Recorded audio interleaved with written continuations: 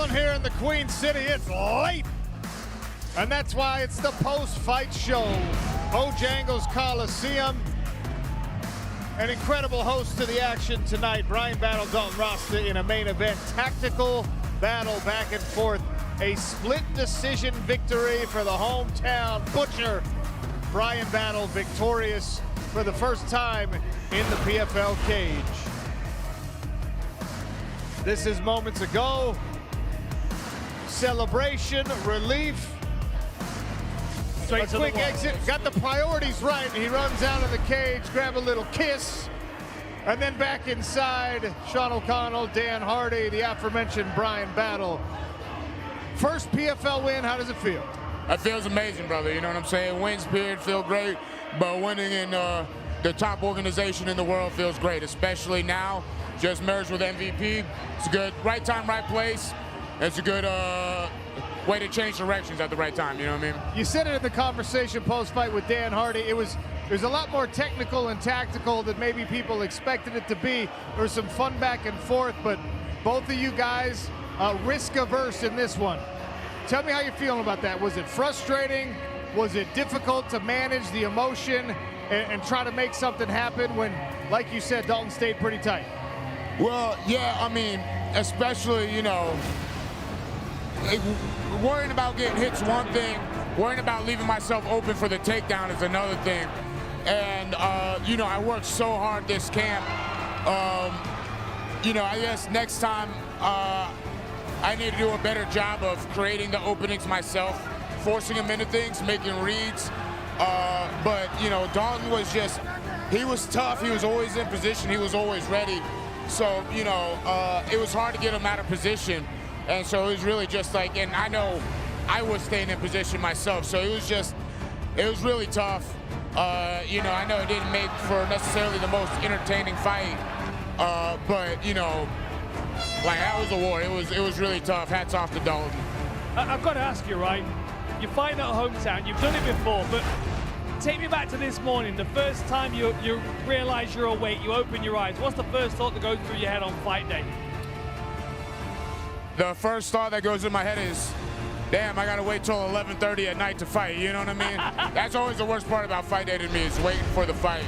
And, you know, the guy here, you know, felt comfortable when we got in the arena, you know, hearing the fans, gave me life. And honestly, it's a pleasure. I hope I get to fight at home again, you know, sometime in the near future.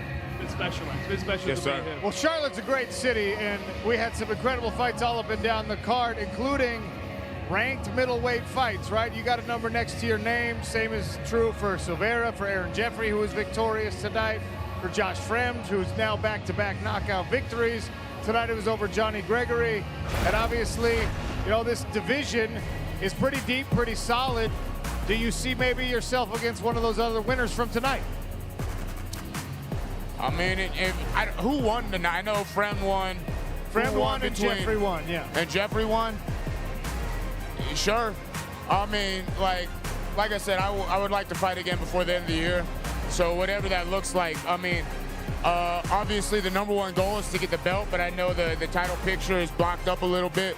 So I would love to get another fight, bust another head, you know, get more momentum, get a little even more confidence, and then go in and really make a claim for the title shot.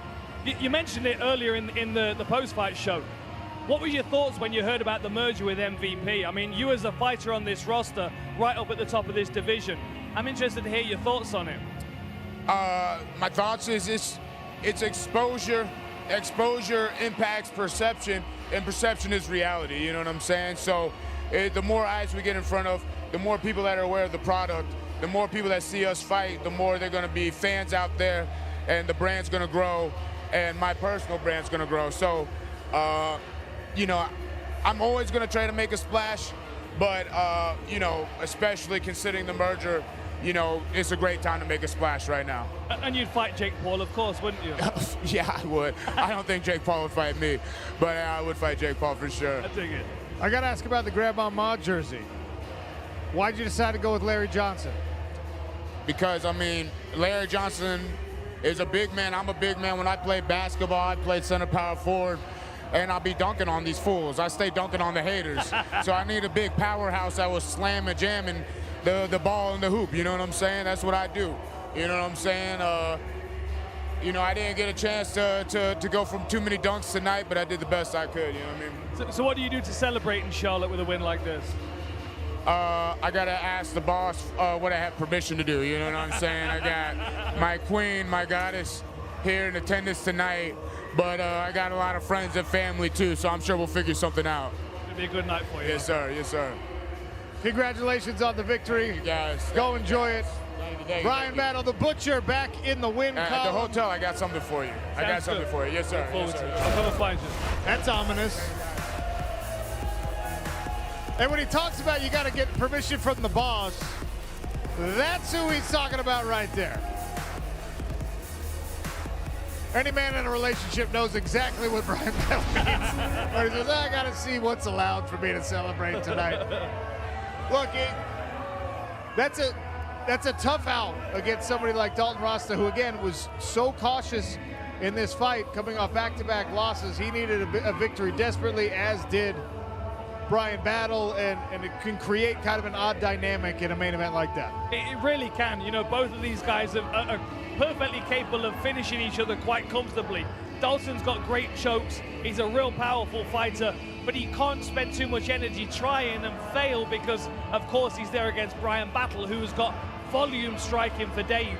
We didn't really see either of them show their potential tonight, but I think within the next couple of fights, certainly Brian Battle coming off a win, we're really going to see him settle into this middleweight division. And with the likes of, you know, Jeffrey and Frem getting wins as well, we've got Atangana floating around, Fabian Edwards, Impa. This middleweight division is buzzing, and Brian Battle fits right in there. Well, we talked at the top of the show about the opportunity for some of the middleweights on the card. And look, it was an impressive win for Aaron Jeffrey, but it was a bit of a slog. It was a bit of a slow fight. Josh Fremd has really started to make a case for himself with back-to-back knockouts now, some big finishes over tough competition, that his name, he maybe should make a case to leapfrog a couple of these guys that have been higher than him in the rankings, but that's above my pay grade, so we'll just react to whatever happens there.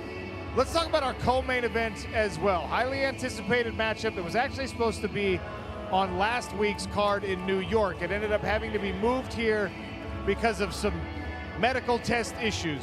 Simeon Powell and Davlet Yakhshimuradov both had to hit the reset button for another 7 days. And there was at least some huge moments in this fight. Simeon Powell in the first round with a takedown. I think that was the cheeky stuff he was referring to. You might see me take somebody like Davlet down. This was the biggest moment of the fight. Huge flying knee, perfectly timed. Great job by our camera crew to get that highlight for you. And Simeon Powell really seized control of that fight in that moment. And then the second round, a little bit more back and forth. The third round was a bit slow. It was a bit slow because it kind of felt like, I mean, Simeon started off with a really good first round. The fly-in knee, the takedown, two big statements straight away in that first round. I almost think he maybe surprised himself a little bit in that first round. Came out in the second, continued to work, but obviously didn't want to step outside of himself. And then you're into the third round, your corner team is saying, hey, this is the biggest win of your career. You're so close, 5 minutes left. And he kind of withdrew a little bit. And I think he's going to watch it back and probably be a bit annoyed of himself because he could have done more. And I think in the future, we're going to see more aggressive finishes from Simeon Powell because of that fight. It is a win, and it's the biggest one of Simeon Powell's career. He caught up with Kennedy backstage. Simeon Powell, you just got the win, having a nice little snack. Yeah. You beat number 2, Davlet. What was that like in the cage? Yeah, it was amazing. Yeah, it wasn't my most active fight, my most fan-pleasing fight, but it felt amazing to get the win against a highly skilled, highly experienced opponent in Davlet. Ranked number 2, now makes me ranked number 2, and you know what that means. What was your take on the crowd booing you? Like you said, it wasn't the performance you thought it was going to be. Yeah. This ain't unfamiliar territory. I've been in Paris, 10,000, I think it was, and they were booing me there. Like, I've been in arenas where that happens. I'm 27 now. I'm a vet. I've been through it. I just got to do what I need to do and get the W. A win is a win. All right, what's next for you? Do you have an pony you want to call out right now? 100%. I want the champion, Corey Anderson. I want him ASAP. And if he doesn't want to fight and he wants to go to heavyweight, then he should vacate that belt. And me and Shoeface can get that cracking. Absolutely. Well, good job. Good luck. Yes, sir. Oh, sorry. Sir! Get out of here. I guess we gotta call Kennedy sir now. Nobody told me that. She almost TKO'd Simeon when he said that. That was dangerous. Interesting claim there for Simeon Powell at the end. He says, look, I just beat number 2, so I should take that spot, number 2, and he called out the champ. He wants Corey Anderson. I think there might be some heavyweight plans for Corey Anderson sooner than later, and Sim's aware of that. He said if he's gonna go up, vacate the belt, and let me and Shoeface fight for a vacant 205-pound belt. Here is our ranking right now. Antonio Carlos Jr., the aforementioned Shoeface, is number 1 behind the champion Corey Anderson. Doublet lost tonight. Luke Traynor has looked very impressive. Rasul Magomedov was very, very, very impressive in his last outing. Rob Wilkinson is back in the win column and in the top 5.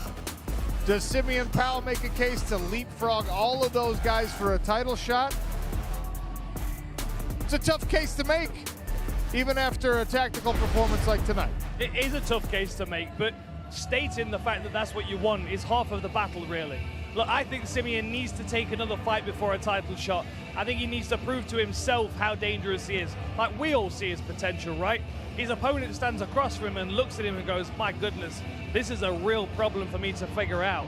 But he's just not quite reaching the potential yet that I think he can. And I think when he does, he's no doubt a title contender. Look, the best laid plans don't always work out in a co-main event or a main event, but we did have a people's main event on the main card tonight.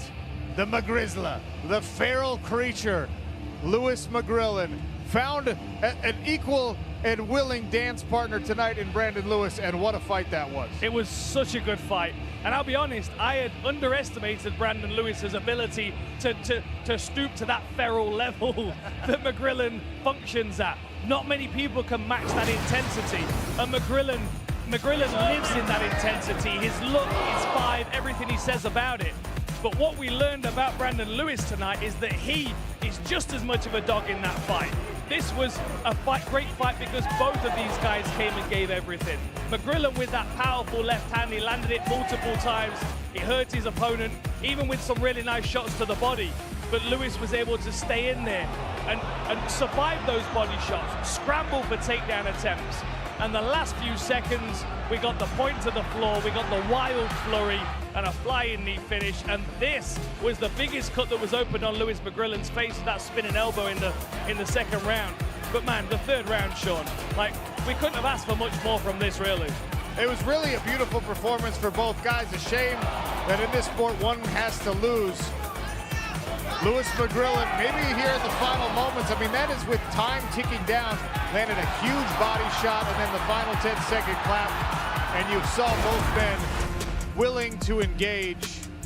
Lewis McGrillen, after what, 21 days off, 20 days off, gets back with a win, and I'm told that it was quite a spectacle backstage with Kennedy Smith. Lewis McGrillen, I gotta say that was probably my favorite fight of the night. That was insane. Were you expecting it to be so intense? I was just ready for anything. There's a saying I have, let's get it cracking, and I've done it on the Europe scene, and I'm glad to do it for you and the American audience. More to come in the future. Speaking of cracking, we have a little crack above your head here. How many stitches do we get? I got 12, check this. I got Chucky socks on. And I look like Chucky today, don't I? So, there you go. I'm wondering where you were going with that one. And then to cap it all off, you were singing at the end. What was that song? You want to sing it for us again? Oasis, Wonderwall. It's a Manchester, where I'm from, Manchester. You want me to sing it? I said, maybe you're gonna be the one that saves me. And after all, you're my wonderwall. Congratulations. Thank you.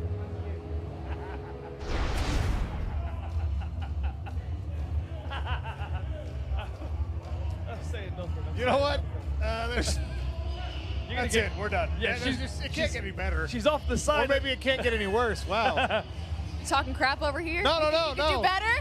Do better. I'm not going to do better. I thought you did a fantastic job. Thank you. thought You you know, did a when fantastic the job. little ginger puts you on the spot, you got to show up, and I think I did for my ginger community. Little ginger duet. Oasis Wonderwall. On the actual show, you said you thought Kennedy was maybe too young to know those lyrics? Yeah, well, I mean, she knew the end of it. I don't think you still know the song. I'm still not sure. You probably thought it was the inventor for the World Give us Cup. the opening verse. Go. And maybe. Oh. And you've got the Manchester That's all I accent. know. I've been around Lewis McGrillen enough to know how to do a Manchester accent. It's cracking. What a wild night. I mean, leading all the way up to a tactical co-main and main event. We had chaos all up and down the card. Big finishes on the early card. Denis Goltsov, after about a year away, with one of his most brutal performances to date, walking Mejiev onto that kick. It was just nasty work all up and down the card. It was great. I thoroughly enjoyed it. I mean, as the momentum started to gather through the night and the blood started to get spilled, I thought, it just kept leveling up every time. You know, I'm impressed you've not got blood all over you because you were interviewing the winners. There have been a couple fights where I get on my knees to listen into the corners and they're covered in blood. Thankfully, it's just sweat tonight. So just so we're clear with the plan moving forward, we got one more Summer Series event. Are you going to be singing on that one too? I mean, if you need to, then I guess I have to. Well, I mean, you're the backup for the main event, so, you know. It's ladies' night. I think I have to. We'll take a look at the schedule, and now we know that Kennedy will be singing on August 22nd. Johnson Thorsland coming up next week. Well, not next week. Coming up this weekend. Serrano Manzur on the 21st, and then we're in Tampa for Cyborg Vieira on the 22nd. That is a featherweight championship bout in our women's division. Then it's across the pond to Birmingham. Michaela Mayer versus Chantel Cameron to close out the month on the MVP PFL schedule. Scan that QR code, grab some tickets, join us in Tampa, Florida, 2 weeks from tomorrow night. We'll be on ESPN at 9 o'clock Eastern. Big thanks to the Queen City and to the fighters who rose to the occasion tonight. Bojangles Coliseum filled with enthusiastic fans, great atmosphere, and a bloody, bloody night. Go back and rewatch the whole thing on the PFL app. For Sean O'Connell and Kennedy, I'm Sean O'Connell. For Dan Hardy and Kennedy Smith and Greg Hamilton, have a great night, everybody.